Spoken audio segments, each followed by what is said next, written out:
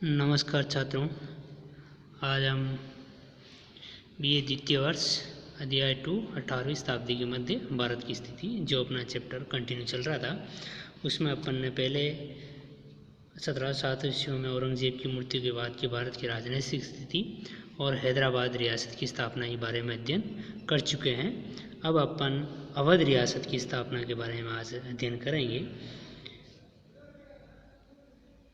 मुगल सत्ता की पतनोन्मुख स्थिति यानी कि मुगल सत्ता समाप्त होने के कगार पर यानी कि औरंगजेब की मृत्यु के बाद फर्रुखसियार, मोहम्मद शाह या सैयद बंधु इनके षड्यंत्रों से जो मुगलों की जो केंद्रीय सत्ता थी उनके कमज़ोर होने की स्थिति पर अवध के एक स्वतंत्र राज्य की स्थापना सादत खां ने की।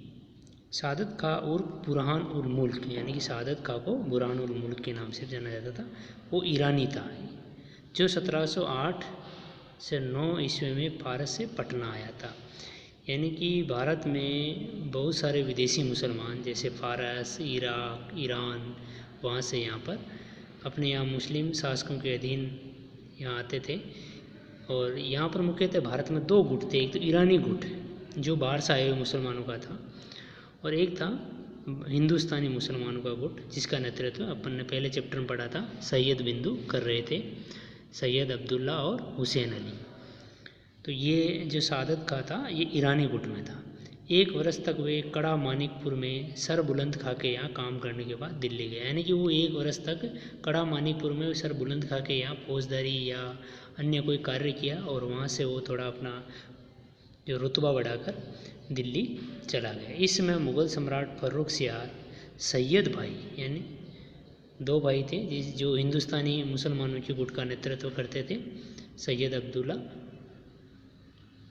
और एक था हुसैन अली, विरोध गुट बन रहा था। सादत खां के लिए ईरानी होने के कारण ये अच्छा अवसर था, अतः वह बादशाह के ईरानी गुट में शामिल हो गया। लेकिन शीघ्र ही फर्रुखसियार के स्वभाव से असंतुष्ट होकर वह सैयद भाइयों यानी सैयद अब्दुल्ला व हुसैन अली से मिल गया और हुसैन अली से उसने हिंडौन और बयाना जो कि अपने भरतपुर राजस्थान में की फौजदारी प्राप्त कर ली।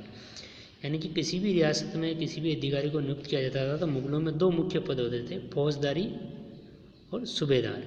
फौजदारी जिसमें उसको सेना सहित अधिकार प्राप्त होता था।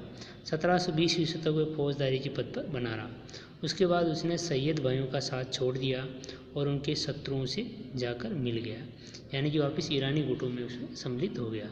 उसने सैयद भाई के विरुद्ध षड्यंत्र में भाग लिया जिससे प्रसन्न होकर मुग़ल बादशाह जो कि 1720 ईस्वी में मोहम्मद शाह मुग़ल बादशाह था उसे सादत खां को 5000 मनसब दार का पद दिया तथा बुरहान और मुल्क की उपाधि प्रदान की। 1722 ईस्वी में सादत खां को अवध का सूबेदार बना दिया गया था। जिस समय सादत खां को अवध का सूबेदार बनाया गया यहाँ अनेक शक्तिशाली सरदार पहले से ही मौजूद थे। अब ये सूबेदार क्या है, मुग़ल जो केंद्रीय सत्ता थी उसमें जो वर्तमान में जो राज्य है उसी तरह वहाँ पर एक सूबा था, जैसे अवध सूबा, हैदराबाद सूबा। इन सूबे का जो प्रधान अधिकारी जो नियुक्त किया जाता था वो सूबेदार होता था। तो इस सादत खां को भी मुग़ल बादशाह मोहम्मद शाह ने अवध का सूबेदार नियुक्त किया था। सादत खां को इन अर्ध स्वतंत्र जमींदारों का सामना करना था, इसलिए वे मुग़ल सैनिकों को एकत्र कर विशाल सेना सहित बरेली होता हुआ फर्रुखाबाद पहुंचा। उसने लखनऊ पर आक्रमण करके उस पर अधिकार कर लिया जिससे विद्रोही जमींदार भयभीत हो गए। सादत खां ने लगान की व्यवस्था करके राजस्व में वृद्धि की। अब सादत खां ने आसपास के इलाकों पर आक्रमण करके अवध क्षेत्र में अपने प्रभाव में वृद्धि कर ली। 1728 ईस्वी में उसने बनारस, गाजीपुर, जौनपुर तथा चुनार के ज़िले वहाँ के नवाब मुर्तज़ा खान से छीन लिए। अब उसका प्रभाव क्षेत्र कन्नौज तक बढ़ गया था। 1729-35 ईस्वी तक सादत खां मराठों के आक्रमण को रोकने में लगा रहा। 1735 ईस्वी के अंत में उसे कोरा जहानाबाद का फौजदार नियुक्त किया गया। 1739 ईस्वी में जब नादिर शाह ने भारत पर आक्रमण किया तो मुग़ल सम्राट मोहम्मद शाह की आज्ञा से सादत खां अपने सैनिकों को लेकर दिल्ली रवाना हुआ। ईरानी सैनिकों से युद्ध करते समय सादत खां घायल हुआ और बंदी बना लिया गया। इस दौरान मीर बख्शी की भी मृत्यु हुई। मीर बख्शी मुख्यतः जो मुग़ल सेना होती थी उनका प्रधान अधिकारी या प्रधान सेनापति को मीर बख्शी कहा जाता है। जैसे 1739 ईस्वी में नादिर शाह की सेना जब मोहम्मद शाह की सेना युद्ध करने गई तो उसका प्रधान सेनापति था, उसकी मृत्यु हो गई। यानी मीर बख्शी मुग़ल सेना का प्रधान सेनापति का पद था। नादिर शाह जैसा शत्रु द्वार पर खड़ा था, लेकिन सभी अमीर मीर बख्शी के रिक्त पद के लिए झगड़ने लगे।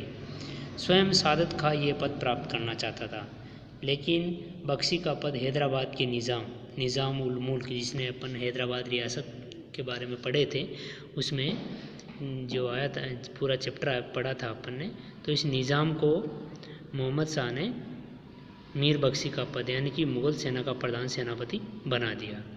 निज़ाम की मीर बख्शी बन जाने से नादिर शाह नाराज़ हुआ और उसने बादशाह सहित कई अमीरों को नज़रबंद कर दिया।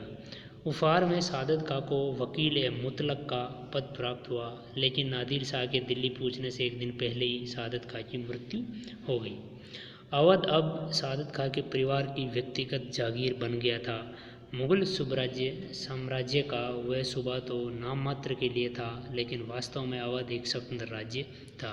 यानी सादत खां की मृत्यु से पूर्व ही अवध एक स्वतंत्र राज्य बन चुका था। यानी कि सादत खां की सेना वहाँ पर स्थायी रूप से निवास करने लग गई थी और उसके उत्तराधिकारियों को अवध का राज्य सौंपा गया था।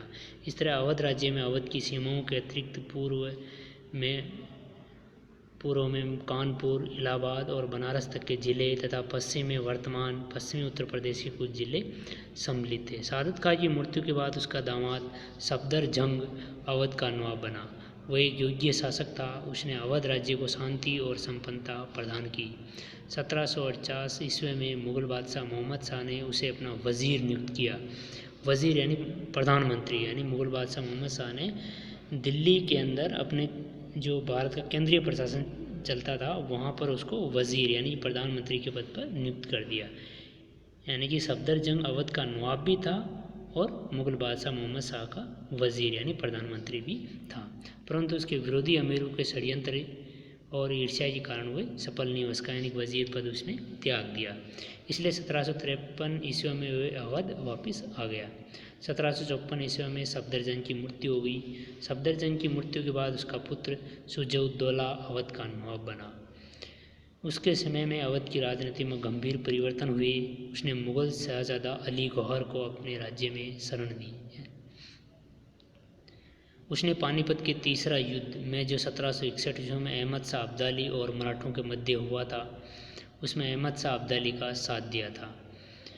अली गौहर के मुग़ल बादशाह बनने पर 1762 में उसे वज़ीर के पद पर नियुक्त किया गया था। उसने बंगाल के नवाब मीर कासिम को भी अवध राज्य में शरण दी और अंग्रेजों के युद्ध बक्सर का युद्ध 1764 ईस्वी में लड़ा गया था। अपन इस बक्सर के युद्ध, पानीपत का युद्ध और प्लासी के युद्ध के बारे में अपन बंगाल राज्य का जब अध्ययन करेंगे तब अपन उसके विस्तार से पढ़ेंगे। इसमें अवध राज्य के अंदर जो शुजा-उद-दौला था उसने बक्सर के युद्ध में भाग लिया था और 1764 ईस्वी में अंग्रेजों के विरुद्ध युद्ध लड़ा था। इस युद्ध में मीर कासिम और शुजा-उद-दौला की पराजय हुई थी। अंग्रेजों ने उस समय उसके राज्य पर यानी अवध राज्य पर तो अधिकार नहीं किया, लेकिन उससे 50 लाख रुपए युद्ध हर्जाना के रूप में वसूल किए।